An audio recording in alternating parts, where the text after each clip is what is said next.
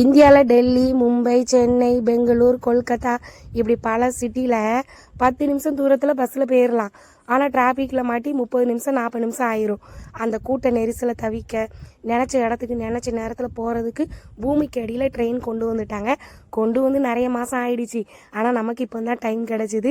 சித்தி விநாயகர் கோயில்கிட்ட இருந்து நான் சிஎஸ்டிக்கு போயிருந்தேன். ஃபஸ்ட்டு 3 கிலோமீட்டருக்கு 10 ரூபா டிக்கெட்டு. அப்புறம் நம்ம போகிற தூரத்தை பொறுத்து 20, 40, 60ன்னு டிக்கெட்டு. எனக்கு டிக்கெட்டு பார்த்திங்கன்னா 40 ரூபா. உண்மையிலே ஸ்டேஷனை பற்றி சொல்லணும்னா அவ்வளோ ஒரு சூப்பராக இருக்குது, நீட்டாக இருக்குது. எங்கேயும் இந்த பானு தம்பாக்கெல்லாம் துப்பி வைக்கல. இதே மாதிரி மெயின்டைன் பண்ணிட்டாங்கன்னா சூப்பராக இருக்கும். படிக்கட்டு, எக்ஸலேட்டரு, லிஃப்ட்டு, அப்புறம் நடக்க முடியாதவங்களுக்கு வீல் சேரு, எல்லா வசதியும் பண்ணி கொடுத்துருக்காங்க. அந்த ட்ரெயின் வர்ற இடத்துக்கிட்ட போய் நான் நின்று பாருங்களேன், அப்படியே எதுவும் நான் ஃபாரினில் இருக்கிற மாதிரியே ஒரு ஃபீலிங்கு. அந்த கூண்டுக்குள்ள அப்படியே ட்ரெயின் வந்து நின்னதும் அந்த டோர் ஓப்பன் ஆனதும் ஜில்லு ஜில்லு ஜில்லு ஜில்லுன்னு ஏசி.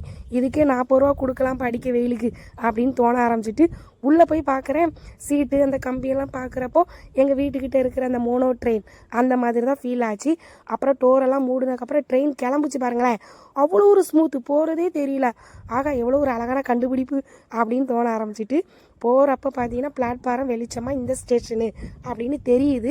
பூமிக்கு அடியில் போகுது பார்த்தீங்களா, போக போக குகை மாதிரி இருட்டாக இருந்தது.